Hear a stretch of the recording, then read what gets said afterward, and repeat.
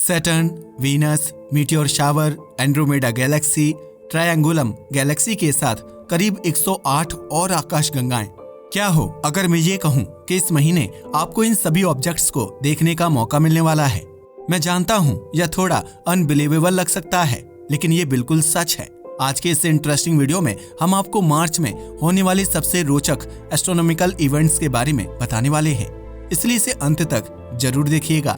मार्च 3, asteroid 3 Juno eight opposition. मार्च का महीना एक बहुत ही अनकन्वेंशनल एस्ट्रोनॉमिकल इवेंट से शुरू होने वाला है। एक ऐसा इवेंट जो बहुत ही ज्यादा रेयर है और सालों में एक बार होता है। 3 मार्च 2024 को हमारी एस्टेरॉयड बेल्ट का दूसरा सबसे बड़ा एस्टेरॉयड सूर्य से अपोजिट दिशा में होगा।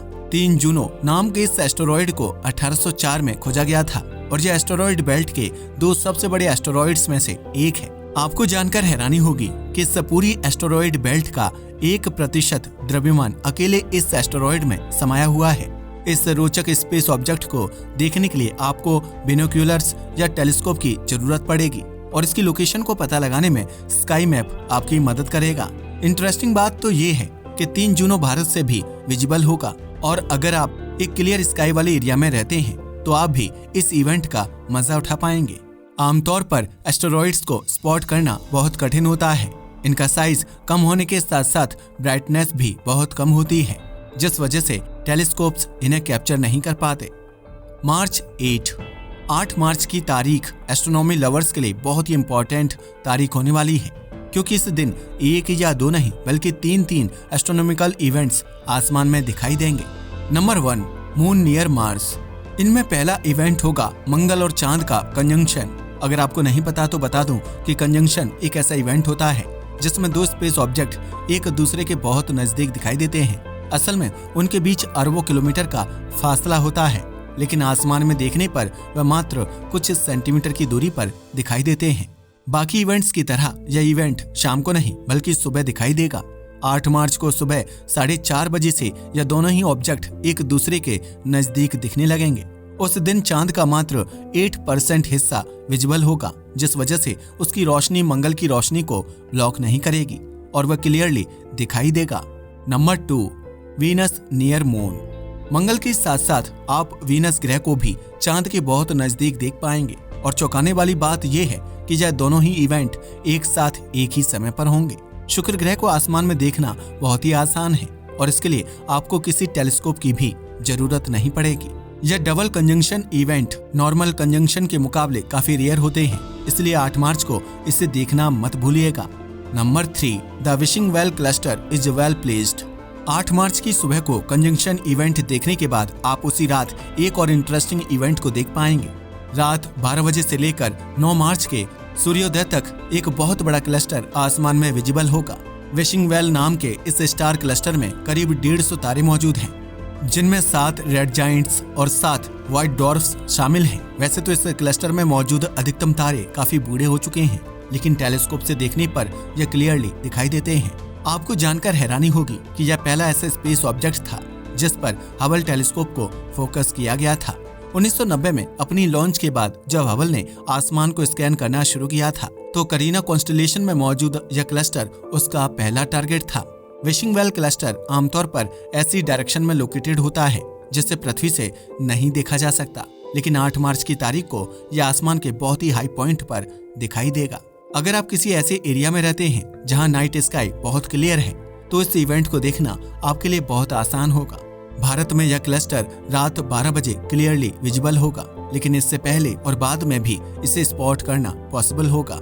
इस क्लस्टर को देखने के लिए आपको आसमान में करीना कॉन्स्टेलेशन की दिशा में देखना पड़ेगा। इसकी एग्जैक्ट लोकेशन फाइंड आउट करने के लिए आप किसी स्काई मैप का इस्तेमाल कर सकते हैं। मार्च 9, द मैसियर मैराथन। आसमान में 1-2 गैलेक्सीज को देखना तो बहुत ही नॉर्मल बात है, लेकिन क्या हो अगर मैं ये कहूँ कि इस मार्च आप अंतरिक्ष में मौजूद करीब 110 गैलेक्सीज को देख पाएंगे। जी हाँ, आपने सही सुना।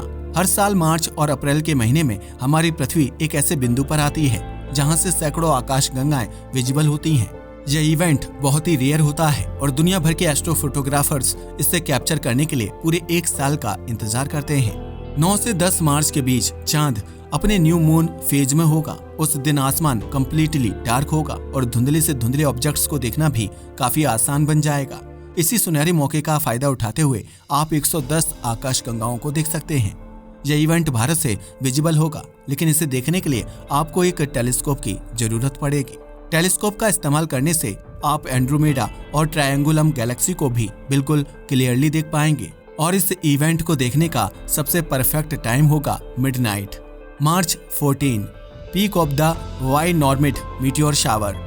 मार्च का महीना मीटियोर शावर्स को देखने के लिए इतना खास नहीं माना जाता, लेकिन इसके बावजूद 14 मार्च को आप वाई नॉर्मिड मीटियोर शावर का मजा उठा पाएंगे। 25 फरवरी से 28 मार्च तक एक्टिव रहने वाला यह मीटियोर शावर 15 मार्च को अपनी पीक पर होगा। यानी 15 मार्च की तारीख को आप आसमान में सबसे ज्यादा टूटते तारों को देख पाएंगे। वैज्ञानिकों के मुताबिक इस इवेंट में आपको हर घंटे 6 मीटियोर्स को स्पॉट करने का मौका मिलेगा। यह साल में होने वाले बाकी मीटियोर शावर्स के मुकाबले बहुत कम है, लेकिन मार्च के महीने में नाइट स्काई आमतौर पर बहुत क्लियर होता है, जिस कारण से यह इवेंट बहुत ही खास होने वाला है। इस मीटियोर शावर को सिर्फ पृथ्वी के सदर्न हेमिस्फीयर में ही देखा जा सकता है, यानी यह भारत से भी विजिबल होगा। ध्यान देने वाली बात यह है कि नॉर्थ इंडियंस के लिए इस इवेंट को देख पाना साउथ इंडियंस के मुकाबले थोड़ा मुश्किल होगा, लेकिन अगर आपके पास बिनोक्यूलर्स या बेसिक टेलीस्कोप है तो आप इन टूटते तारों को क्लियरली देख पाएंगे। 21 March, close approach of Venus and Saturn. चांद के साथ कंजंक्शन करने के बाद शुक्र ग्रह सैटर्न के साथ दिखाई देगा। आमतौर पर कंजंक्शन इवेंट्स में दो ऑब्जेक्ट्स को अलग अलग देख पाना मुमकिन होता है, लेकिन इस रेयर कॉस्मिक इवेंट में ऐसा पॉसिबल नहीं होगा।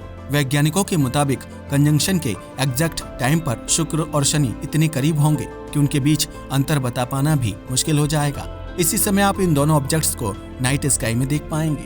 अगर आपके पास एक बेसिक टेलीस्कोप और कैमरा सेटअप है तो आप इस पूरे इवेंट को कैप्चर भी कर सकते हैं। कंजंक्शन के बाद यह दोनों ग्रह एक दूसरे से अलग होना शुरू होंगे और धीरे धीरे एक दूसरे से दूर होते जाएंगे। इस तरह के इवेंट्स काफी रेयर होते हैं। दो ग्रहों का एक ऐसी पोजीशन में आना जहां वे आसमान में जुड़ते हुए दिखाई दें काफी मुश्किल होता है। इस कंजंक्शन इवेंट के पहले और बाद भी आप शनि को आसमान में चमकता हुआ देख पाएंगे। इसकी एग्जैक्ट लोकेशन का पता लगाने के लिए आप स्टार फाइंडर या स्टेलेरियम जैसे सॉफ्टवेयर्स का इस्तेमाल कर सकते हैं। मार्च 30, माकी एट अपोजिशन। इस महीने के अंत में आपको एक बहुत ही रेयर एस्ट्रोनॉमी इवेंट देखने को मिलेगा, जिसमें आप हमारे सौरमंडल के एक डॉर्फ प्लैनेट को आसमान में देख पाएंगे। माकी नाम का यह डॉर्फ प्लैनेट नेपच्यून के पार काइपर बेल्ट में मौजूद है और यह अपने लाल रंग के लिए काफी फेमस है। काइपर बेल्ट का निर्माण आज से करीब 4.5 अरब साल पहले हुआ था और इसमें कई सारे उल्कापिंड, धूमकेतु और डॉर्फ प्लैनेट्स मौजूद हैं। 30 मार्च की तारीख को माकी अपोजिशन में होगा, यानी यह सूर्य के डायरेक्टली सामने लोकेटेड होगा। इस वजह से इसकी ब्राइटनेस बहुत इंक्रीज हो जाएगी और यह आसमान में दिखाई देने लगेगा। माकी की रेडियस मात्र 715 किलोमीटर है और यह हमसे 6.8 अरब किलोमीटर की दूरी पर लोकेटेड है। इतना कम साइज और इतनी ज्यादा दूरी होने की वजह से आप इसे बिना किसी पावरफुल बिनोक्यूलर या टेलीस्कोप के नहीं देख पाएंगे। आमतौर पर डॉर्फ प्लैनेट्स को ऑब्जर्व करने का मौका बहुत कम ही मिलता है, जिस वजह से यह इवेंट वैज्ञानिकों के लिए बहुत खास होने वाला है। अगर आप माकी प्लैनेट के एक 3D ग्लोब को अपने मन मुताबिक देखना चाहते हैं तो नासा की वेबसाइट पर आप ऐसा कर सकते हैं, जिसका लिंक मैंने डिस्क्रिप्शन में दिया हुआ है। तो ये थी मार्च की कुछ बहुत ही इंटरेस्टिंग एस्ट्रोनॉमिकल इवेंट्स। आप इनमें से किस इवेंट को देखना पसंद करेंगे, हमें नीचे कमेंट करके जरूर बताइएगा। आज की इस वीडियो के लिए बस इतना ही। धन्यवाद।